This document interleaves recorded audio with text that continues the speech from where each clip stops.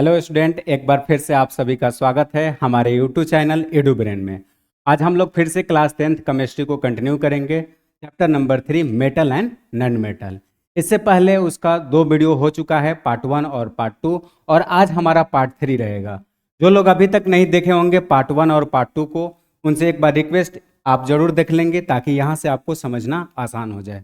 अभी तक हम लोग इसमें क्या पढ़ चुके हैं, बताया गया आपको मेटल क्या होता है, नॉन मेटल क्या होता है। On the basis of physical property दोनों में डिफरेंस आपको बताया गया है कि क्या क्या मेटल में होगा और क्या मेटल में नहीं होगा। फिर उसके बाद आपको बताया गया on the basis of chemical property, यानी कि केमिकल चेंजेस क्या क्या देखने को मिलेगा केमिकल प्रॉपर्टी पर। जैसे कि मान लीजिए मेटल को रिएक्शन हम लोग एयर के साथ कराएंगे तो क्या होगा, मेटल का रिएक्शन हम लोग वाटर के साथ कराएंगे तो क्या होगा, फिर मेटल का रिएक्शन अदर सॉल्यूशन के साथ कराएंगे क्या बनेगा। फिर देन उसके बाद हम लोग देखने को क्या मिला, रिएक्टिविटी सीरीज क्या होता है, और रिएक्टिविटी सीरीज कितना इंपॉर्टेंट था और कितना इंटरेस्टिंग था। टॉप पे जो रहेगा ज़्यादा रिएक्टिव होगा, बॉटम में जो रहेगा सबसे कम रिएक्टिव होगा, और बीच वाले हमारे मॉडरेट रहेंगे। फिर उसके बाद हम लोग पढ़े आयोनिक कंपाउंड। जब हमारा आयोनिक कंपाउंड हो गया उसके बाद हम लोग पढ़े प्रॉपर्टी ऑफ आयोनिक कंपाउंड, यानी कि आयोनिक कंपाउंड क्या होता है और उसका क्या क्या प्रॉपर्टी होता है। कौन सा ऐसा कंडीशन है जिसमें आयोनिक कंपाउंड सॉल्युबल होगा, कौन सा ऐसा कंडीशन है जिसमें नहीं सॉल्युबल होगा, यानी कि सॉल्वेंट कौन सा रहेगा तो सॉल्युबल होगा और कौन सा सॉल्वेंट रहेगा तो सॉल्युबल नहीं होगा। ये बात हम लोग किए। फिर उसके बाद आपको बताया गया कि कैसा स्टेट में वो इलेक्ट्रिसिटी को कंडक्ट करेगा और किस स्टेट में इलेक्ट्रिसिटी को कंडक्ट नहीं करेगा, यानी कि मोल्टेन स्टेट में करेगा या सॉलिड स्टेट में करेगा। ये सब बात हम लोग इससे पहले वाले वीडियो में कर चुके हैं।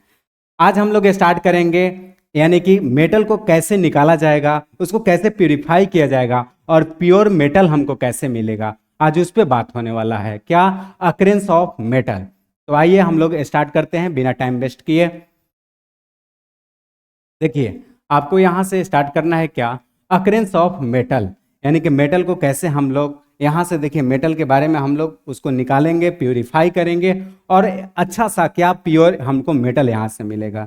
जैसे आपको ये पता रहना चाहिए मेटल जो होता है डायरेक्ट हमको नहीं मिल जाता है। मेटल ये नहीं कि हम निकाले और डायरेक्ट वो मेटल मिल गया, आयरन मिल गया, कॉपर मिल गया, अल्युमिनियम मिल गया, सिल्वर मिल गया, गोल्ड मिल गया, नहीं, बहुत उसके पीछे प्रोसेस है कि नहीं।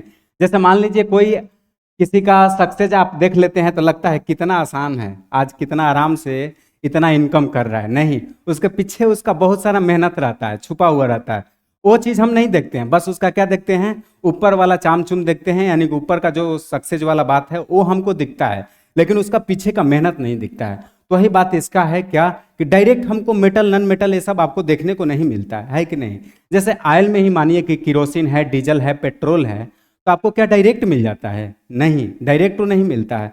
पहले उसको हम लोग को क्या करते हैं, क्रूड ऑयल से निकालते हैं, यानी कि वो ऑयल क्या रहता है, फिर उसको हम लोग प्यूरिफाई करते हैं, फिर वहां से हमारा सेपरेट होता है, डीजल अलग होता है, पेट्रोल अलग होता है, किरोसिन अलग होता है, और फिर हम लोग जो यूज करना है उसको अपने मर्जी से करते हैं, है कि नहीं। तो सबका कंडीशन उसी तरह से है, बिना प्यूरिफाई किए कुछ नहीं होता है। माइंड में भी क्या है, दोनों चीजें है कि नहीं, उसको भी आपको प्यूरिफाई करके चलाना है। चलिए हम लोग स्टार्ट करते हैं, क्या अकरेंस ऑफ मेटल्स, यानी कि मेटल को कैसे क्या निकाला जाएगा, कैसे उसमें से हम लोग सेपरेट करेंगे और कैसे उसको प्यूरिफाई करेंगे। तो देखिए पहला नंबर लिखा गया है मिनरल्स, क्या लिखा गया है, मिनरल्स। अब मिनरल्स में बात करते हैं क्या उसका डिफाइन होगा।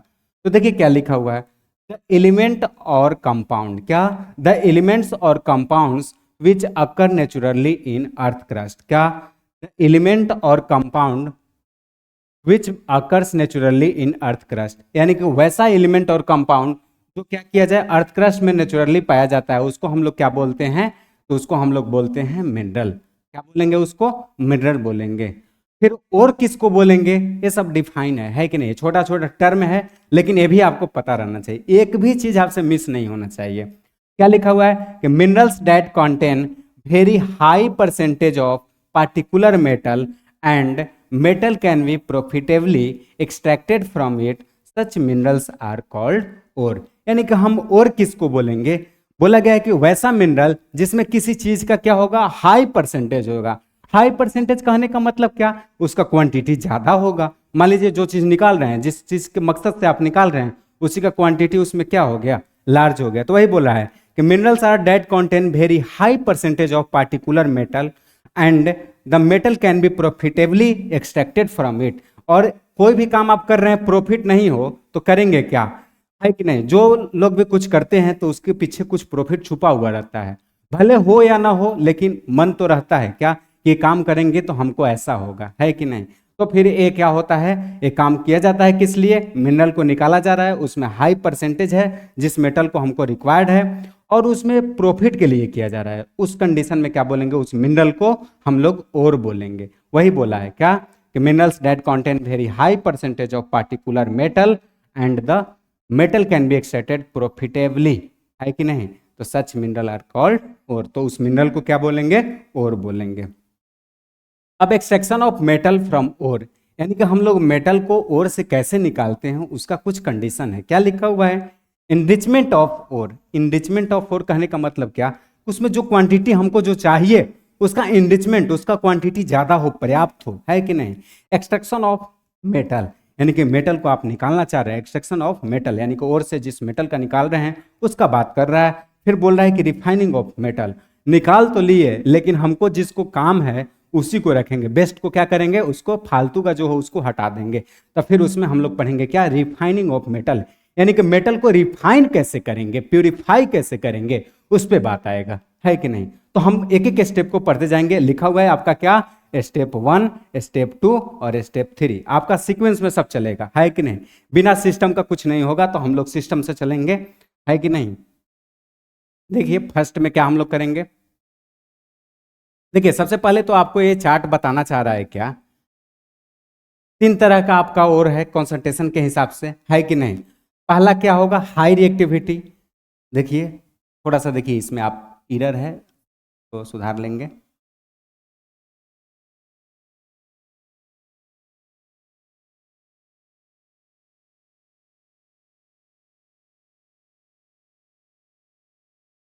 मीडियम लिखिएगा, है कि नहीं।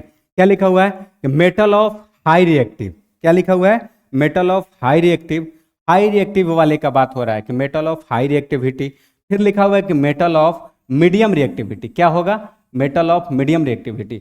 और मेटल ऑफ लो रिएक्टिविटी। अब आपको दिया गया है चार्ट में, आराम से देखेंगे आपको सारा चीज समझ में आएगा, कोई कंफ्यूजन नहीं। देखिए फर्स्ट क्या लिखा हुआ है कि जब हाई रिएक्टिविटी वाला रहेगा तो उसको हम लोग को क्या कराना पड़ेगा, प्यूरिफाई करने के लिए कंसंट्रेशन ऑफ ओर को, तो हमको कराना पड़ेगा इलेक्ट्रोलाइसिस ऑफ मोल्टेन ओर, यानी कि जो भी मोल्टेन ओर होंगे उसको हम लोग को कराना होगा इलेक्ट्रोलाइसिस। किसको, तो हाई रिएक्टिव वाले को। फिर जाकर के उसको हमको मिलेगा क्या, तो प्योर मेटल मिलेगा।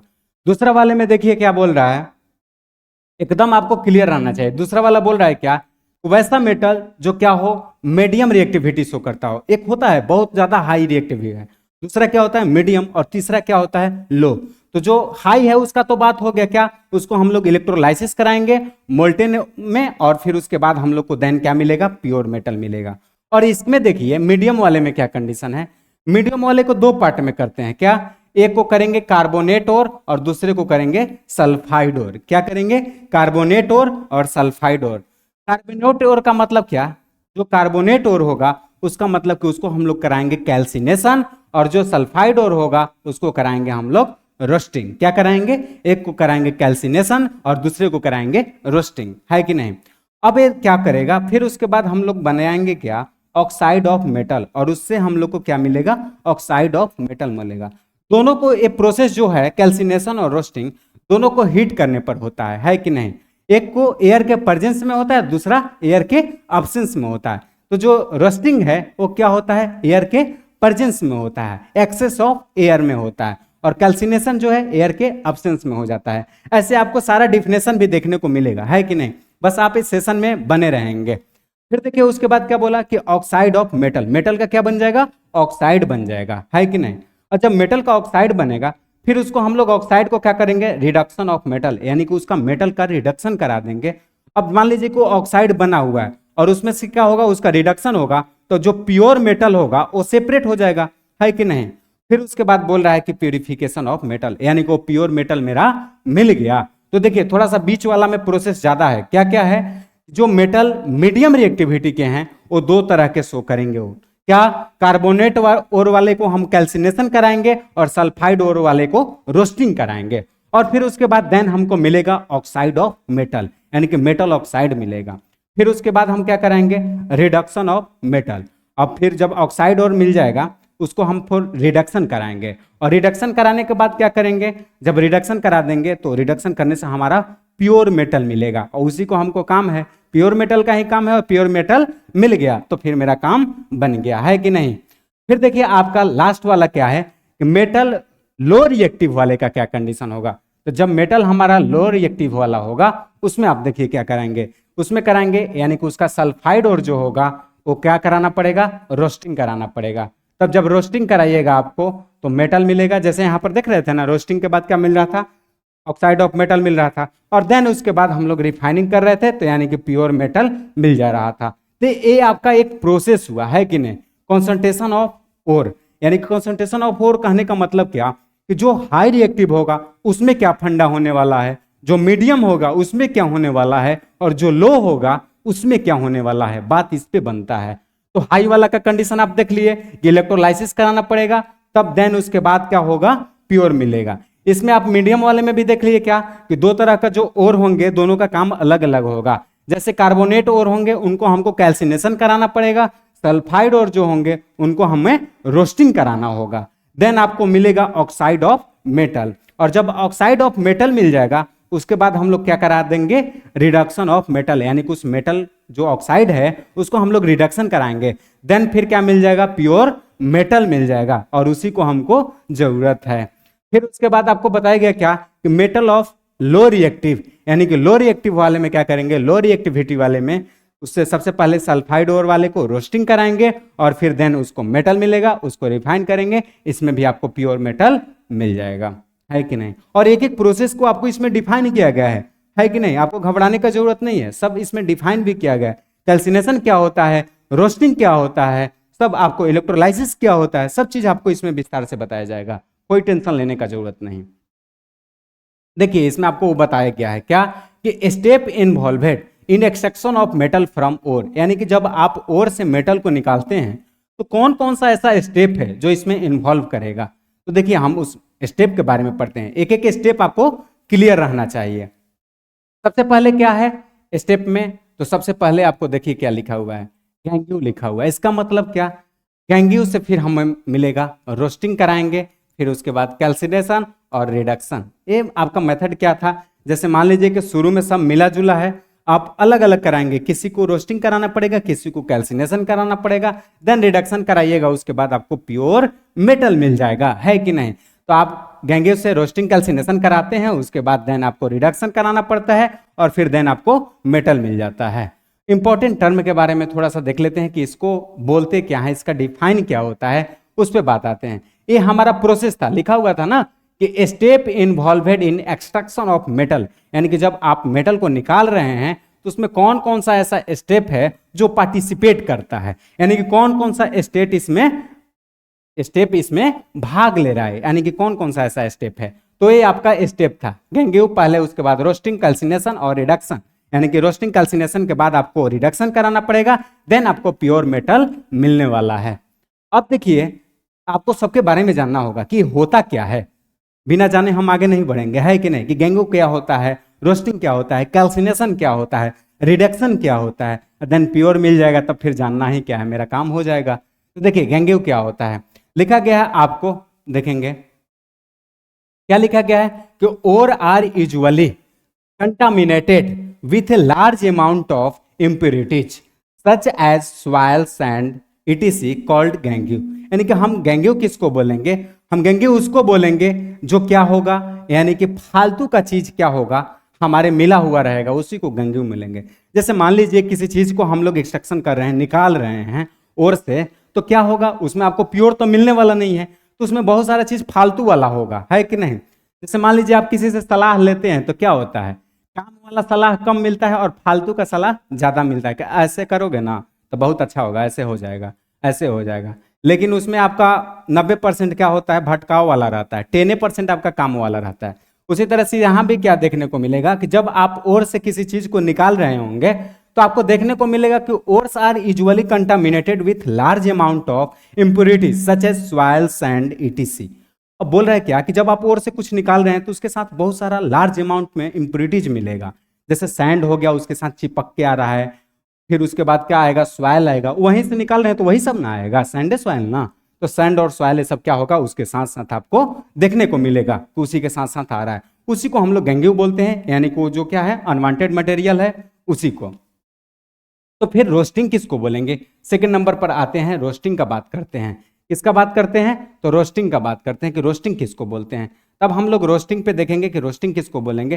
तो क्या लिखा हुआ है कि द सल्फाइड ओर, क्या, the sulphide ore are converted into oxides by heating strongly in the presence of excess air. क्या अभी हम बताए थे क्या कि रोस्टिंग में आपको एयर का प्रेजेंटेशन होना चाहिए, यानी कि एयर के प्रेजेंस में होता है, और कैल्सिनेशन एयर के एब्सेंस में होता है। कहने का मतलब क्या, इसको लार्ज अमाउंट में एयर चाहिए, एक्सेस अमाउंट में एयर चाहिए, वो बात इसमें लिखा हुआ है। क्या कि the sulphide ore are converted into oxides, metal oxide में कन्वर्ट होता है, कब, by heating strongly in the presence of excess air, यानी कि एयर के लार्ज अमाउंट ऑफ एयर जब हम लोग देंगे, एक्सेस अमाउंट में एयर देंगे, और जब इसको हीट करेंगे तो फिर क्या देखने को मिलेगा, मेटल ऑक्साइड में कन्वर्ट होगा। क्या होगा, मेटल ऑक्साइड में कन्वर्ट होगा। देन इस प्रोसेस को हम लोग क्या बोलेंगे, रोस्टिंग बोलेंगे। उस प्रोसेस को आप क्या बोलिएगा, रोस्टिंग बोलिएगा। तो ये आपको पता रहना चाहिए, है कि नहीं।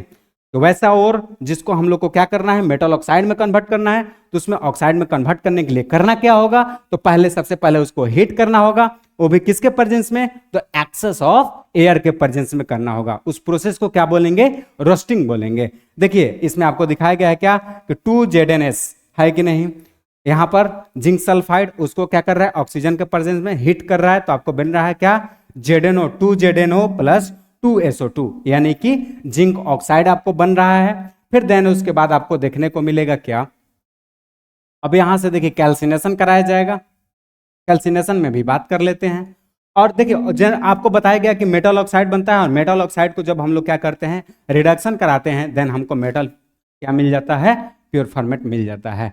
तो देखिए कैल्सिनेशन में अब क्या लिखा हुआ है, तो कैल्सिनेशन भी बहुत आसान है कि नहीं। कैल्सिनेशन भी कोई ऐसा नहीं कि इसमें आपको है रॉकेट साइंस लगाना है, तो कैल्सिनेशन भी बहुत आसान है।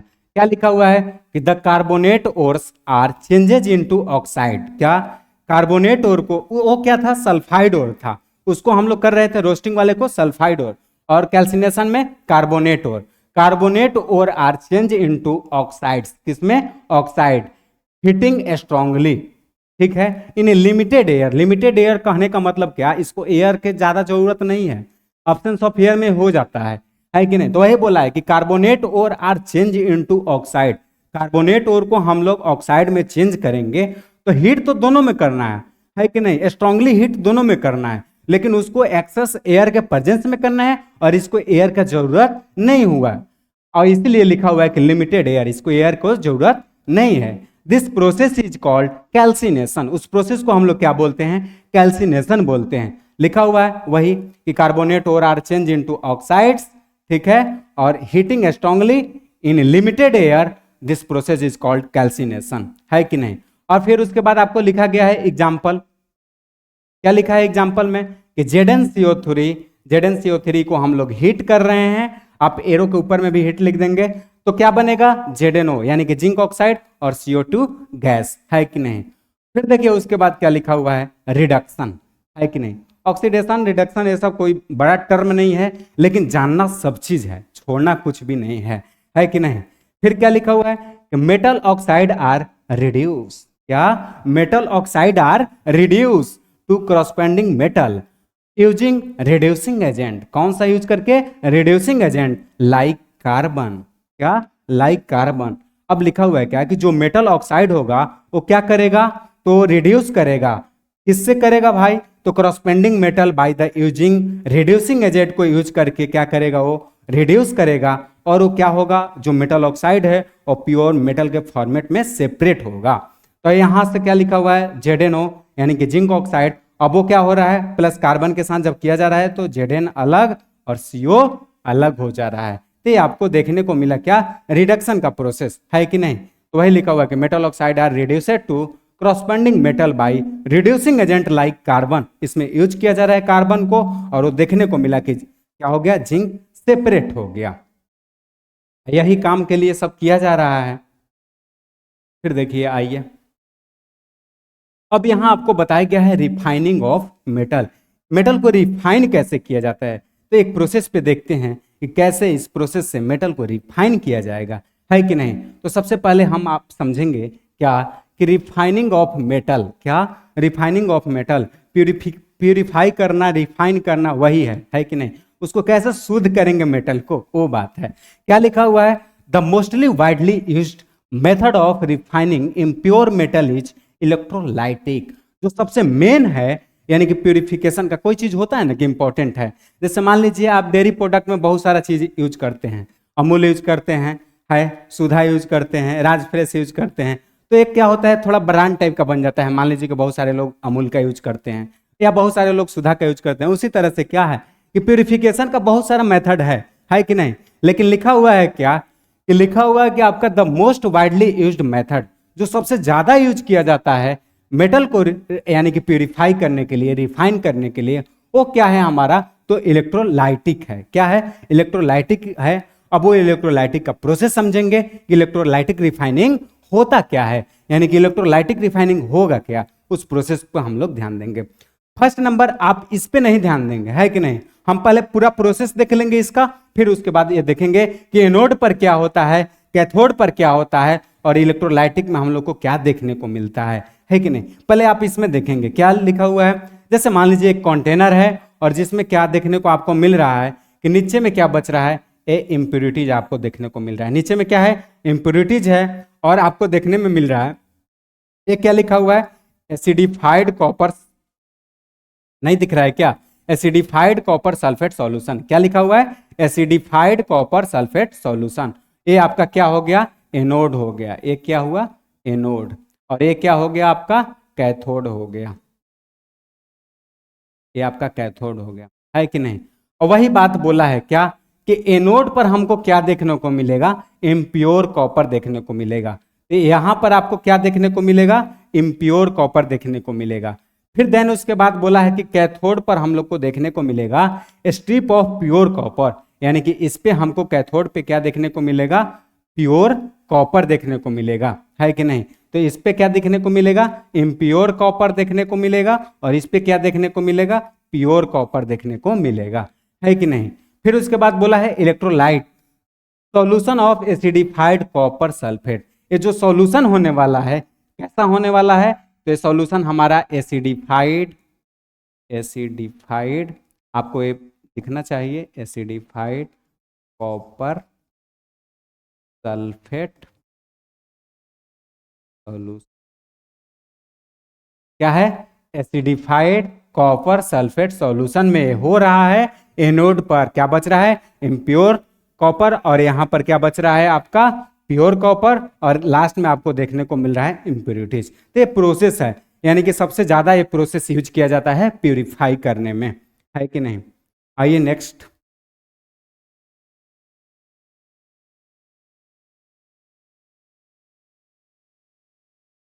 देखिए हम लोग नेक्स्ट में बात करते हैं। अब नेक्स्ट क्या है, ठीक है, बहुत छोटा आपको दिख रहा होगा स्लाइड में। नेक्स्ट में लिखा हुआ है कि ऑन द पासिंग, क्या लिखा हुआ है, on passing the current through electrolyte the impure metal from anode dissolve into the electrolyte. क्या बोल रहा है कि जो इम्प्योर होगा, क्या होगा, जो इम्प्योर मेटल होगा वो कहाँ चला जाएगा, एनोड पर चला जाएगा। जो इम्प्योर होगा वो कहाँ चला जाएगा, एनोड पर चला जाएगा। और जो क्या होगा, N equivalent amount of pure metal from the electrolyte deposited, यानी कहाँ हो जाएगा, कैथोड पे हो जाएगा। दोनों सेपरेट हो जाएगा। क्या कि कुछ जो इम्प्योर होगा वो एनोड पर चला जाएगा, और जो प्योर होगा वो मेरा कैथोड पर चला जाएगा। तो सेपरेट हुआ कि नहीं हुआ, जब वो क्या हो गया, इम्प्योर वाला अलग हो गया, प्योर वाला अलग हो गया। काम भी तो हमको यही करना था। तो एनोड आपका अलग हो गया और कैथोड पर अलग हो गया। उस पे क्या हुआ, इम्प्योर हुआ, और इस पे क्या हुआ आपका, प्योर मेटल हुआ कि नहीं हुआ, बताइए। अब नेक्स्ट क्या लिखा हुआ है कि द इनसॉल्युबल इम्प्योरिटीज, क्या, the insoluble impurities settle down at the bottom of anode and is called anode mode. अब ये क्या लिखा हुआ है कि जो सॉल्युबल है, जो क्या है, इनसॉल्युबल है। इनसॉल्युबल कहने का मतलब क्या कि जो उसमें सॉल्युबल नहीं हो पा रहा है वो क्या होगा, धीरे धीरे सेटल डाउन होकर के नीचे की तरफ बैठ जाएगा। और वो भी किस साइड बैठेगा, एनोड के तरफ आएगा। उसीलिए उसका नाम भी पड़ गया क्या, एनोड मोड पड़ गया। होता है ना, किसी किसी का नाम पड़ जाता है। जैसे मान लीजिए कोई चीज को कोई डिस्कवर करता है तो अपना नाम रख देता है कि नहीं। न्यूटन्स लॉ पढ़ने को आपको मिलता होगा, तो क्यों रहता है, क्योंकि न्यूटन का दिया हुआ है तो न्यूटन्स लॉ है। तो उसी तरह से क्या हो गया, एनोड पर हो रहा है इसलिए इसको एनोड मोड बोलेंगे। तो ये आपको पता रहना चाहिए कि जो इम्प्योर मेटल होगा वो एनोड पर होगा और जो प्योर मेटल होगा वो कैथोड पर होगा। और बाकी जो इनसॉल्युबल इंप्योरिटीज होगा वो भी एनोड की तरफ क्या हो जाएगा, धीरे धीरे सेटल डाउन हो जाएगा, नीचे की तरफ बैठ जाएगा। है कि नहीं, बोलिए। अब आगे देखिए, बढ़ते हैं हम लोग। अब यहां से मस्त आता है टॉपिक, ये हम आपको बता चुके हैं एक बार, ये नहीं कि आप फर्स्ट टाइम पढ़ रहे हैं, लेकिन फिर भी आप ध्यान देंगे उतना ही जैसे कि आप फर्स्ट टाइम पढ़ रहे हैं उस तरह से। कोरिजन का मतलब क्या होता है, हम बोलेंगे नहीं आप बोलेंगे। कोरिजन का मतलब बर्बादी। क्या, कोरिजन का मतलब बर्बादी, यानी कि जो चीज बर्बाद होता है उसको हम लोग कोरिजन बोलते हैं। अब बर्बाद का मतलब क्या, बहुत सारा चीज है, हम लोग भी ये समझ सकते हैं। जैसे टाइम का बर्बाद क्या हो गया, कोरिजन है। इसमें रिलेट करके एग्जाम्पल भी बताए थे, है कि नहीं। तो कोरिजन का मतलब होता है आपका बर्बादी। लिखा हुआ है क्या, द सरफेस ऑफ सम, क्या बात करते हैं हम लोग,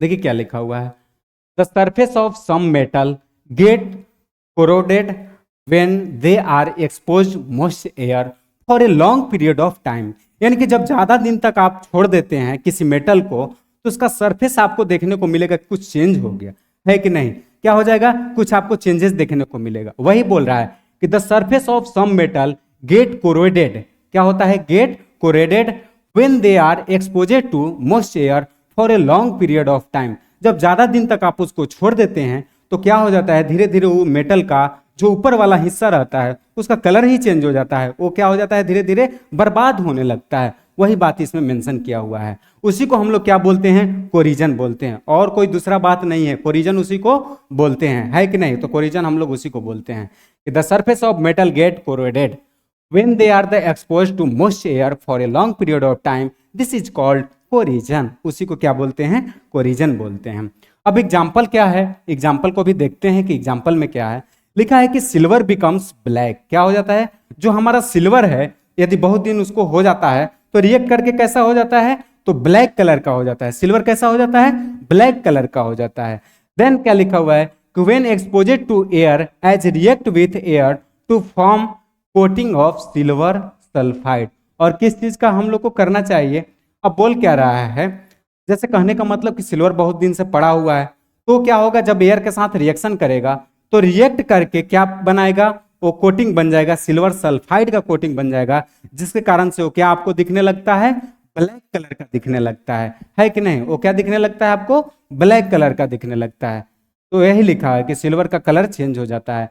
देन क्या लिखा हुआ है, copper react with most carbon dioxide, तो फिर क्या होता है, in the air the gains A green coated of copper carbonate. तब क्या देखने को मिलता है, ग्रीन कोटेड ऑफ कार्बोनेट, यानी कि कॉपर कार्बोनेट बन जाता है। तो कहने का मतलब क्या कि जब कॉपर रिएक्ट करता है किसके साथ करता है, तो मोस्ट कार्बन डाइऑक्साइड के साथ करता है, तो इसमें भी चेंजेज हो जाता है। एक ऐसा हो जाता है तो ग्रीन कलर का हो जाता है, एक कन्वर्ट होकर कैसा होता है, ग्रीन कलर का होता है। तो ये आपको याद रखना होगा, है कि नहीं। तो आपको ये दोनों कोरिजन में देखने को मिला। कोरिजन तो समझ गए, कोरिजन का मतलब बर्बादी, और इसका दो एग्जाम्पल रहा है कि सिल्वर ब्लैक कलर का हो जाता है और कॉपर कैसा हो जाता है, ग्रीन कलर का हो जाता है कि नहीं।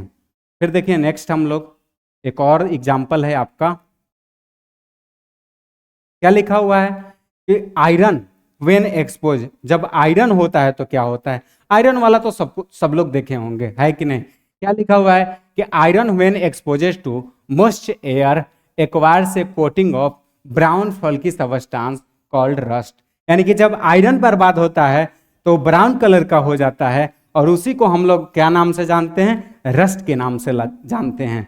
बहुत बार एक क्वेश्चन क्रिएट होता है कि जब आयरन में रस्ट लगता है तो क्या आयरन हल्का होता है या भारी होता है। इसको भी हम लोग बहुत अच्छे एग्जाम्पल से समझे हुए थे। क्या कि जब भी रस्टिंग होगा, आयरन में जब भी रस्ट लगेगा तो क्या होगा, आयरन का मास बढ़ेगा। क्यों बढ़ेगा? तो ये देखिए बहुत सिंपल है। क्या आयरन में रस्ट लगने का मतलब क्या, कोरिजन हो रहा है, उसका बर्बादी हो रहा है। जैसे आप बर्बाद होते हैं तो पेरेंट्स के लिए आप क्या बन जाते हैं, बोझ बन जाते हैं, आपका बोझ बढ़ जाता है। जब आप अच्छे रहते हैं तो पेरेंट्स को किसी तरह का टेंशन नहीं रहता, चलो मेरा बच्चा अच्छा है, कुछ ना कुछ कर लेगा। और जब आप बर्बाद हो जाते हैं तो हमेशा पेरेंट्स का टेंशन बना रहता है, बोझ बढ़ जाता है। सिंपल आप उसी तरह से रिलेट करेंगे। क्या कि जब आयरन का रस्टिंग होगा तो क्या हो जाएगा, उसका बोझ बढ़ जाएगा, यानी कि बर्बादी होगा तो उसका मास बढ़ जाएगा। तो रस्टिंग होने पर मास क्या होता है, बढ़ जाता है। अब देखिए हम लोग क्या पढ़ेंगे, प्रिवेंशन ऑफ कोरिजन। यानी कि कोरिजन कहने का मतलब क्या कि हम लोग कौन कौन सा ऐसा उपाय है जो कोरिजन से बचा जा सकता है। ये तो हो गया क्या कि बर्बादी, कोरिजन का मतलब बर्बादी, लेकिन कुछ तो उपाय होगा जो कोरिजन से हमको बचाएगा। तो कौन सा उपाय है? तो फर्स्ट लिखा हुआ है कि the rusting of iron can be prevented by painting. यानी कि रस्टिंग ऑफ आयरन को हम लोग बचाने के लिए क्या कर सकते हैं उसको, तो हम लोग कर सकते हैं उसको पेंट कर सकते हैं। और क्या क्या कर सकते हैं, उसको पेंटिंग कर सकते हैं, ऑयलिंग कर सकते हैं, ग्रीसिंग कर सकते हैं, गैल्वेनाइजेशन कर सकते हैं, और फिर अलग अलग तरह का क्रोमोप्लेटिंग कर सकते हैं, एनोडाइजिंग कर सकते हैं, मेकिंग एलॉय, और उसको हम लोग एलॉय बना सकते हैं। देखिए प्योर रहता है तो उसमें क्या होता है, रिएक्ट कर जाता है, जिसके कारण से उसमें क्या होता है, रस्ट है। मान लीजिए कि आयरन है तो रस्ट है, कॉपर है तो उसका कलर हो गया। लेकिन जब आप एलॉय बना देते हैं ना तो फिर उस तरह से रिएक्ट नहीं करता। तो ये सब मेरा उपाय क्या है, उसको रस्टिंग से बचाने के लिए आयरन को। तो क्या क्या करना होगा, आप पेंटिंग करके बचाइए, ऑयलिंग कीजिए, ग्रीसिंग कीजिए, गैल्वेनाइजेशन कीजिए। गैल्वेनाइजेशन का मतलब होता है कि आयरन के ऊपर दूसरे चीज का हम लोग कोटिंग कर दिए, जिंक के सब का, तो क्या हो जाएगा, अब वो ना ऊपर में हो जाएगा, आयरन तो मेरा छुपा हुआ रहेगा, है कि नहीं। जैसे मान लीजिए कोई बड़ा बहुत नेता हैं या कोई बहुत स्टार बड़े टीचर हैं, उनका क्या होगा, जो भी फाइट करना चाहते हैं या आप उनको किसी तरह से उनके पास जाना चाहते हैं तो सबसे पहले आप उनके क्या किससे मिलिएगा, उनके गार्ड से मिलिएगा, जो मेन गेट पर होंगे, साइड में होंगे, उनके पास 3 4 5 गार्ड रहेंगे, तो पहले उनसे ना मिलिएगा, तब ना वो सर से मिलिएगा या जो भी लीडर हैं उन लीडर से मिलिएगा।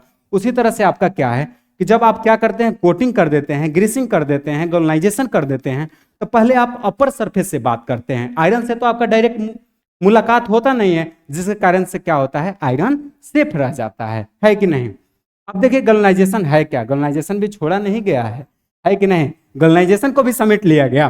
क्या लिखा हुआ है कि it is a method of protecting steel and iron. क्या ये मेरा मेथड है जो स्टील और आयरन को बचाने का काम करता है। Rusting by coating them with thin layer of zinc. किसका लेयर, तो हम लोग जिंक का लेयर चढ़ा के और स्टील और आयरन को बचाने का काम करते हैं। उसी प्रोसेस को क्या बोलते हैं, गैल्वेनाइजेशन बोलते हैं। उस प्रोसेस को क्या बोलते हैं, गैल्वेनाइजेशन बोलते हैं। इस प्रोसेस में क्या होता है, स्टील और आयरन के ऊपर कोटिंग किया जाता है, किस चीज का, तो जिंक का किया जाता है, ये पता रहना चाहिए। देन देखिए आगे आइए, आगे आपका क्या लिखा हुआ है, एलॉय क्या होता है कि नहीं, एलॉय क्या होता है। अभी बात हुआ क्या कि एलॉय भी सेफ्टी कैसे करेगा, क्योंकि जब प्योर रहेगा तो रिएक्ट करता है, लेकिन जब आप एलॉय बना देते हैं तो रिएक्ट नहीं करता है। तो एलॉय होता क्या है, एक बार उस पर भी चर्चा हो जाए। तो क्या लिखा हुआ है कि एन एलॉय, क्या, an alloy is a homogeneous mixture. क्या है, एलॉय जो है एक तरह का होमोजीनियस मिक्सचर है।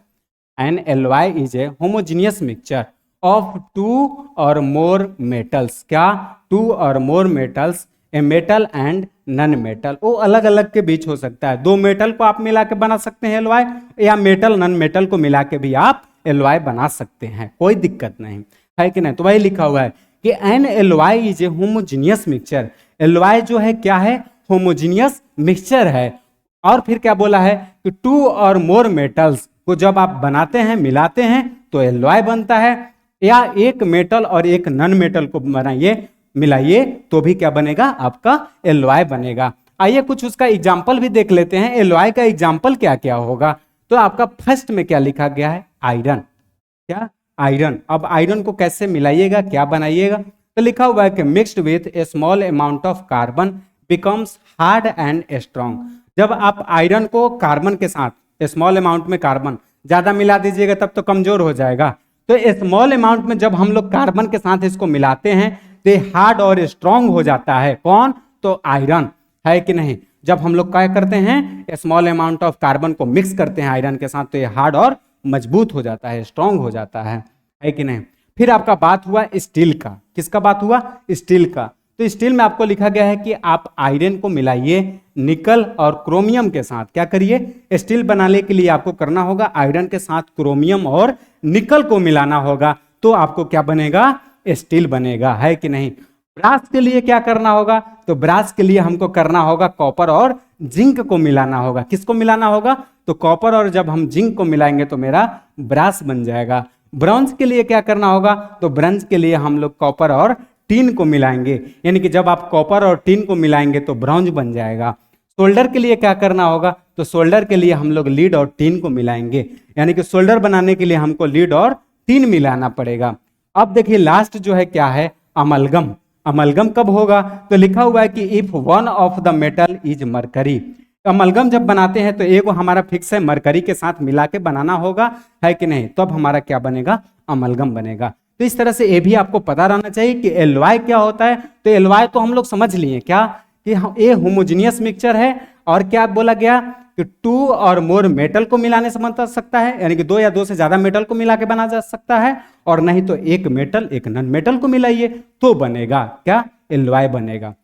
फिर उसके बाद आपको कुछ एलवाई का एग्जाम्पल भी पता रहना चाहिए कि स्टील कैसे बनेगा, ब्रास कैसे बनेगा, ब्रॉन्ज कैसे बनेगा, सोल्डर कैसे बनेगा, फिर अमलगम कैसे बनेगा, है कि नहीं। तो आपको एकदम क्लियर रहना चाहिए। स्टील के लिए आयरन के साथ साथ निकल और क्रोमियम को मिलाएंगे, ब्रास के लिए कॉपर और जिंक को मिलाएंगे, ब्रॉन्ज के लिए तो कॉपर और टीन को मिलाएंगे, फिर उसके बाद सोल्डर के लिए लीड और टीन को मिलाएंगे, और अमलगम के लिए हम क्या करेंगे, मरकरी के साथ मिलाएंगे तो मेरा अमलगम बनेगा। अरे हाँ या ना, बताइए आप।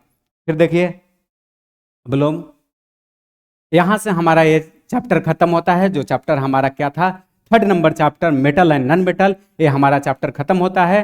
Thank you for watching this video. आप लोग तब तक के लिए धन्यवाद। मिलते हैं हम लोग फिर नेक्स्ट वीडियो में।